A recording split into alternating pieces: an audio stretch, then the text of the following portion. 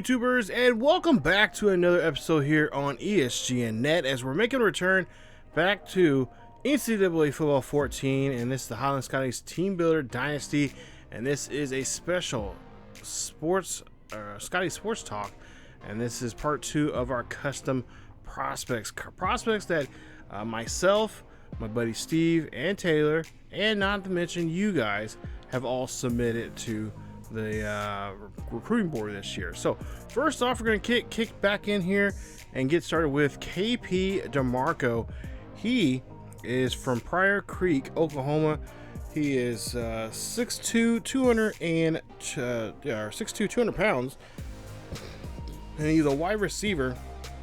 And some of the top schools looking at him are Penn State, Minnesota, and Florida State, and of course the Highland Scotties. KP is a son of a former CFL football player. His dad played in Edmonton, and he played for the Edmonton football team and helped him win a couple of CFL championships. So we got a guy here, got some pedigree, some Canadian football pedigree here for himself. His dad was a wide receiver himself, and his dad wanted KP to make it and try to do, be successful in the NFL. Unfortunately, KP's dad was not successful. He had a couple of tryouts with a couple of teams when he got out of college, but just did not make the he made I guess you could say he made practice teams, but never really made it onto the team until he checked out the CFL, and he's able to play there on that level up there, and it was pretty successful. Helped the Edmonton, I can't remember what their football team's name is now. But he helped the football team there of them out for the last couple of years, and the last two championships they won, he was on that. He was a critical person on that team. Now he is a bit of a possession type of receiver. As you take a look at his attributes there, he has good agility, good acceleration there for himself, and really just a really good. Overall, just a great wide receiver type of player. You're kind of a middle of the road, not too much special about him out there, but he can make the plays, he can make catches, and he's just that classic possession type of wide receiver.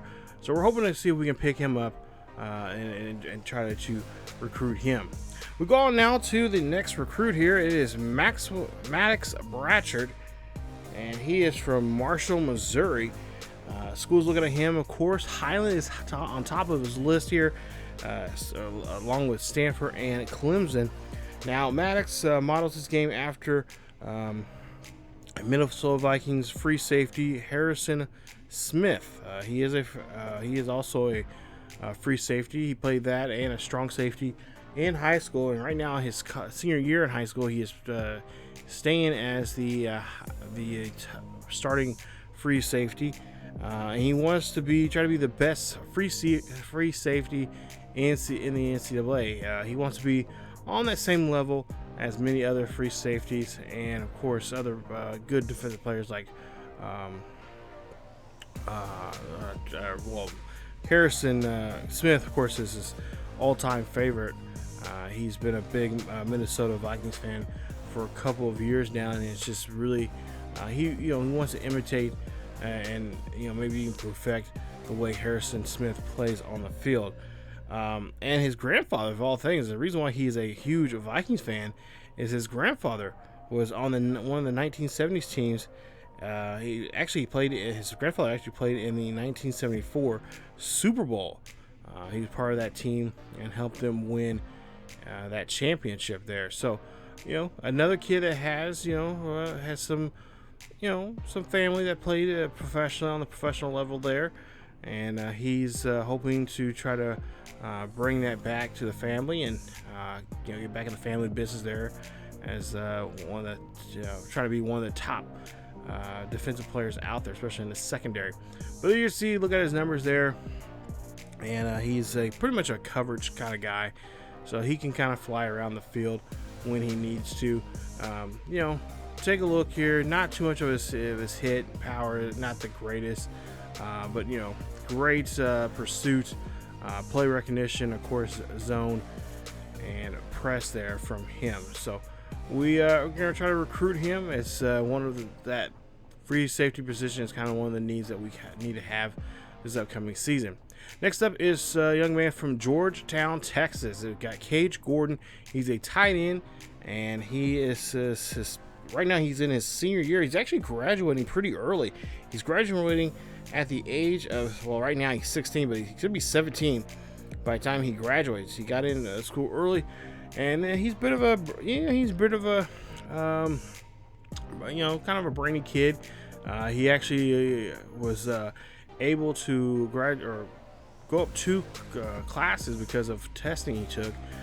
So he's kind of a gifted kid, but at the same time, he loves playing the sport of football. Mom, of course, not too much, big fan of it. She kind of wants to see her son do bigger and better things. But, this has actually helped him to get rid of his shyness, according to his dad. But schools looking at him are Texas, Arkansas, and Alabama. He is a tight end, but yeah, he's a Texas boy, loves working on the farm with his family, wants to do more with his life, and he, with the sports being his thing here, it's really helped him kind of shake off some of the shyness that he's had since a very early age. He didn't, growing up, he said he didn't have too many friends, but now playing football, he seems like he has more friends than he has on his fingers. So we're glad to hear that, and that that's something that young people like him kind of need to have. Growing up, I know personally I have a friend that was the same way growing up, who did not. He was pretty shy. I was probably one of his closest friends, along with another friend of ours, and really when he was able to play sports, once we got to junior high, he really kind of blossomed and was kind of a social butterfly. He was able to, meet people and talk with them. But he wants, he has dreams of playing on the next level, if he can, or some level of some sort when it comes to football. So, brainy kid that can do a lot of things with his life. Not just on the gridiron, but also off the gridiron. So we want to see if we can get him for next season. Move on to Bryson The Boxer. He's from Lamar, Iowa. He's a outside linebacker. He can actually play all 3 positions, left, right, and middle. But we'll see here. Bryce says he's a nerd. He doesn't care what anyone says about it or about him. He's a small kid growing up, and he didn't really play football until his junior year, when he decided to kind of buff out. Here, a lot of people assume he was kind of a little bit of a chunky kid, I guess you could say. Not really in football shape.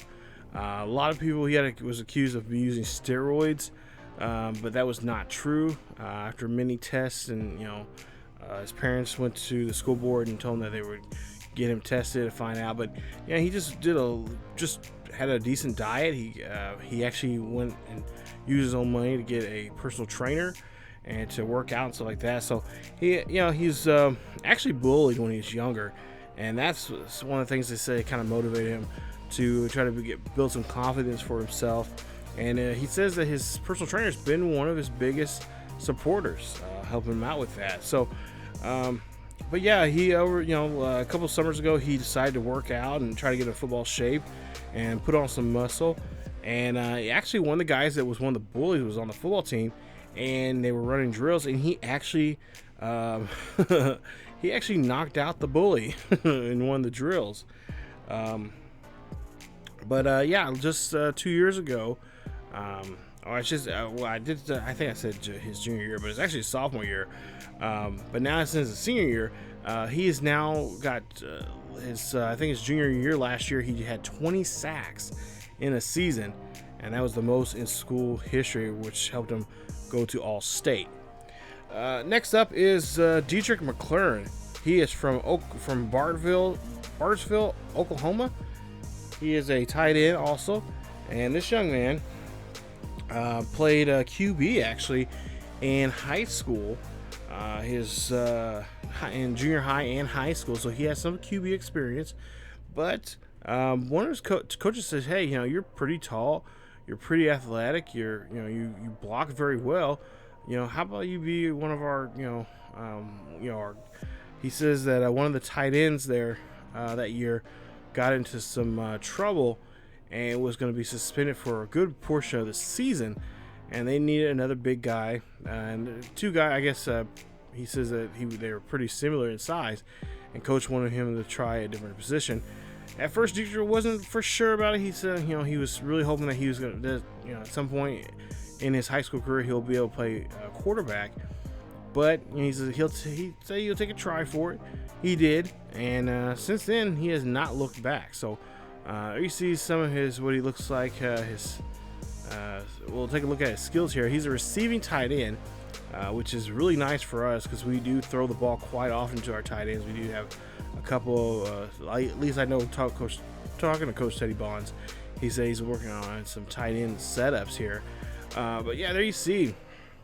For the most part here, he's a pretty good, legitimate guy. Schools looking at him are Arkansas, Wisconsin, and Michigan State. And, of course, we are looking at him because, like I said, he has that good, you see there, decent throw power and decent accuracy there. That's somebody we can kind of hide around in the offense as if we need an emergency quarterback for some reason, or run certain plays, certain formations, certain schemes that we can run and have him on there. So that'd be something. Not to mention other schools could possibly use that kind of help also. So that's another player that we're looking at. And next one is Oliver Bollinger. He's from Clinton, Iowa. He's a middle linebacker. And we'll see here as I pull up the file. Dad was a high school football coach, and mom is the girls basketball and softball coach. And Oliver says he, just like his parents, he wants to give back. He wants to serve the community. He's been in a lot of charity events and a lot of helping with younger kids and after-school programs and such. And he just feels like he feels like he has a lot of knowledge to share with kids, help them get away from drugs and alcohol. And he's a good kid. Talking to his preacher. Had dinner with the family, and their local preacher was there, and he said that Oliver is pretty much your kid that you hope and wish for, and so far he's had a good head on his shoulders here. Good kid, goes to church every Wednesday and Sunday, and he's seen as a helpful leader on the football team. Also, he's giving if people want to, they can join his Bible study that he has after games, before and after games, there at his house. But for the most part, he doesn't push religion onto anyone. But he's just a really good kid, and he's actually helped out, or I should say, he's helpful with the full team, especially with the younger freshman and sophomore students. He's been All-State in the last 2 years, and he's hoping to go to college and be working, at some point working with young adults in sports of some kind. He hopes to be maybe a junior high or high school coach like his dad and mom are. He feels like there's good fulfillment out of that, and he wants to help out young people as much as possible. Clayton Haynes from Bay City, Texas, is our next player. And Clinton, schools looking at him are Texas A&M, Missouri, and Northwestern. Clayton is a huge fan of the Houston Texans, and his father is a QB's coach for the Roughnecks there of Houston. Of course, they've had this ban because of the coronavirus this past year. There in the XFL. Of course, they will be back here, I think, in 2022. But Haynes is just helped his team win state and was blown out by 45 points in that championship game, and that was last season. Now he's hoping that the team, even though they lost quite a few people, he feels like this team still has somewhat of a possibility of getting back there this year and to come back and try to take the title. But yeah, Clayton and his team before that game was actually the winningest program in school history and in the state of one of the schools in the state of Texas. Clayton believes that he can make the run to the NFL, but now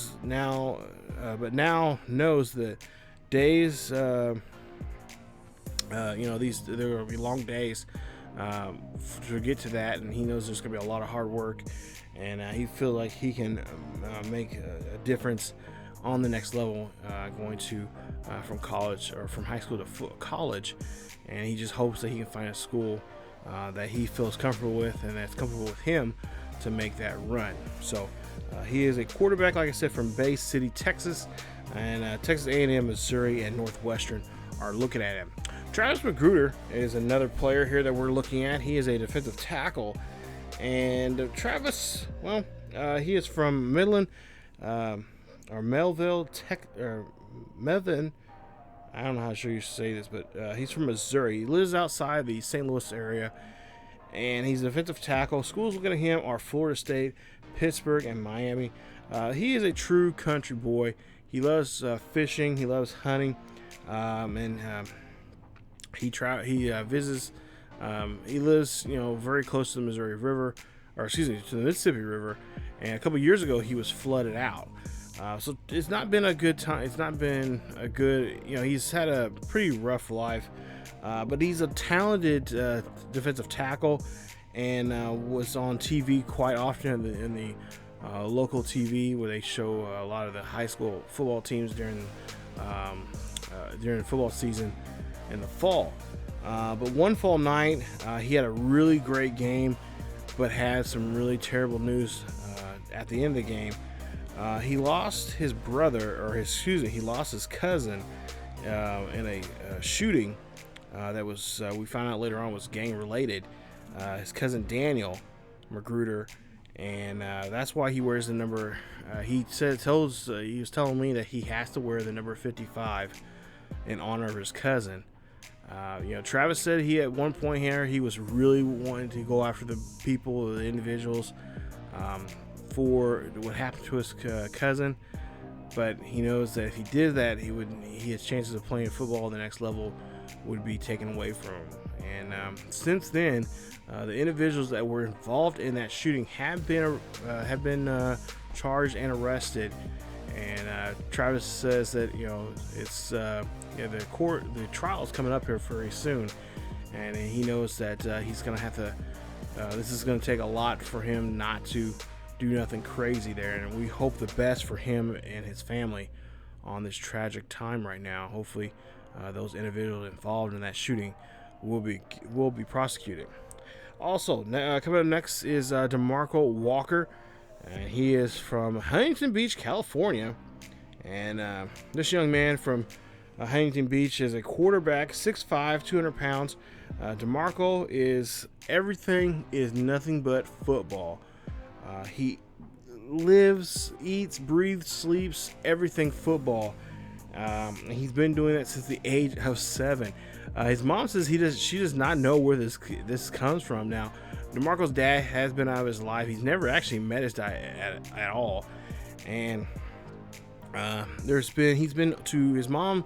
Realized how much passion this young man has for the sport that she went out of her way, working 3 jobs to make sure this young man gets to different kinds of QB camps during the summer months. Now, she herself, her parents, and also friends and other family help raise him. There's an old saying, it takes a village to raise a child, and that's exactly what they did. They are so proud of Demario, of what he can do on the field. They know he'll be a true blessing to any school in the next level. Yeah, he is a scrambling quarterback, and he says he favorites his game more towards Cam Newton, as he actually said he met Cam Newton a couple times. He went to a couple of Cam Newton's summer camps a couple of years ago, and he says he's a huge fan of Cam Newton, and he's a fan of wherever Cam Newton goes, he's a fan of. So, Cam Newton's been with 2 teams, Carolina Panthers, and of course here recently with the New England Patriots. So I'm sure DeMarcus is probably currently rocking some New England Patriots gear there. But yeah, he says that he's been to mini camps. He's been to Peyton Manning's camp. He's been to Brett Favre's camp a couple of times. So he says he is ready to go. He just wants to get that opportunity to play in the next level. Now, a name that you guys probably see familiar here on the channel is from our series that we had on the or here on this main channel here on ESGNet, and that was from our Miles Marvel series. Well, Miles Marvel's one of his teammates here is now is going to go to the next level. There you see Thian Ning. He will be on this draft class or this scouting board here this year. He is from Omaha, Nebraska, and teams looking at him are actually two Big Ten and of course LSU, Penn State and Wisconsin are teams that are looking at him. And yeah, he's a former Omaha, or he's currently right now is a Omaha South Packers team player, and of course a former teammate of Miles Marvel. So we've been, if you've been following the series of Miles Marvel, especially when he was in high school, these two had some good quarterback and wide receiver connections from time to time, and it was very helpful there for Miles when he needed to get rid of the football here. And then you take a look at his abilities there. Pretty decent speed, agility, and acceleration is just phenomenal. There you see the rest of this. Carry needs a little work. Catching is there, but route running is by par, and a great jumping ability. He is also on track, so we actually get a chance to see him actually run. He does run indoor and outdoor track, but there you see the rest of his abilities there of what he can do, and we cannot wait to see if he can hopefully join our team here, as we already know a little bit about him, but we can learn a little bit more of him in the near future here if he's ever becomes a Highland Scottie. So again, there you see a possession receiver there, and another teammate of his is actually on this list too. Greg Allstreinger. There you see a wide receiver from Omaha, and schools that are looking at him are Minnesota, Missouri, and Texas A&M. Like I said, he's also a former teammate of Miles Marvel. He was kind of a quiet guy. He keeps to himself, and he says he's enjoying what he is seeing from Miles right now, as Miles is of course playing for UTEP in his we have a series here on the channel with him, and he is glad to see how well Miles is doing. He knows Miles is going to be very successful in life, and he hopes to maybe see him and Miles see each other play on the same team, maybe in the near future, in the pros, if they happen to get to that next level. Yeah, there's another player there that I'm hopefully you guys are familiar with from our Highland Scottie, or from our Miles Marvel Road to Glory, and he is now in this one here. Hopefully we can recruit him and encourage him and try to get him to come to the next level here and be a part of the Highland Scotties team, as he's a possession receiver. There you see 74 overall, and like I said, all freshmen I try to make reasonably around that between that 74, 76, 77 overall. If you recruit, if we have a sophomore, a transfer player, then we bump them up a little bit to around that 80, no higher than 85, as a JUCO type player. So there you see there, great stamina, and of course he can stay on the field pretty well there, and not have too much worry or concern about injury. And I think our final player here is Ashton Dane. He is from Salina, Kansas. He's a junior, so he'll come in as a JUCO transfer here. And you see middle linebacker position, and not much is known about this young man here. 6'3", 245 pounds. He came from, looks like from Garden City Community College, and of course Highland Scotties used to be a part of that conference. No longer there, as they're now Division I. But the only thing I can say about this young man is he's got intensity written all over him. He is ready to go.